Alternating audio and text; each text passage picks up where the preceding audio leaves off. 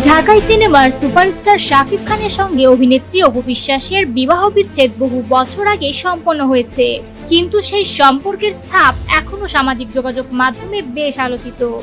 নেটিজেনরা সময়কালে অভিনেত্রীকে ঘিরে নানা মতামত এবং গুঞ্জন তৈরি করে থাকেন। সম্প্রতি অপু বিশ্বাসের একটি পুরনো সাক্ষাৎকার নতুনভাবে সমালোচনার কেন্দ্রবিন্দুতে এসেছে। ওই সাক্ষাৎকারে তাকে প্রশ্ন করা হয়েছিল, অভিনেত্রী কি আবার নতুন করে সংসার পাতবেন? এমন প্রশ্নের সম্মুখীন হতে হয় তাকে মাঝে মধ্যেই। এবার সেই প্রশ্নের উত্তর দিয়েছিলেন অপু।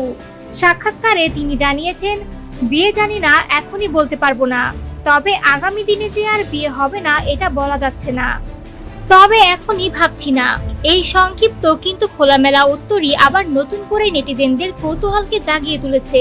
উল্লেখ্য, সামাজিক মাধ্যমে সম্প্রতি একটি গুঞ্জন ছড়িয়ে পড়েছে যে অপু বিশ্বাস সিঙ্গাপুরে একজন নতুন পরিচিতের প্রেমে পড়েছেন।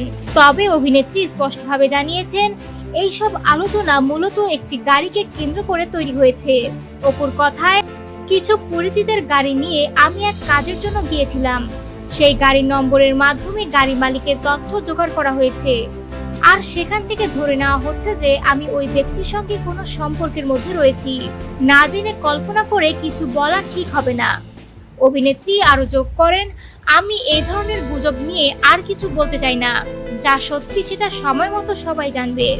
সোশ্যাল মিডিয়ায় একাধিকবার পুরনো সাক্ষাৎকার এবং গুঞ্জন নতুন করে প্রকাশিত হলেও অপু বিশ্বাসের এই সাবলীল মন্তব্য প্রমাণ করছে, নির্দিষ্ট কিছু তথ্য ছাড়া কল্পনার ভিত্তিতে কোনো সিদ্ধান্তে পৌঁছানো উচিত নয়।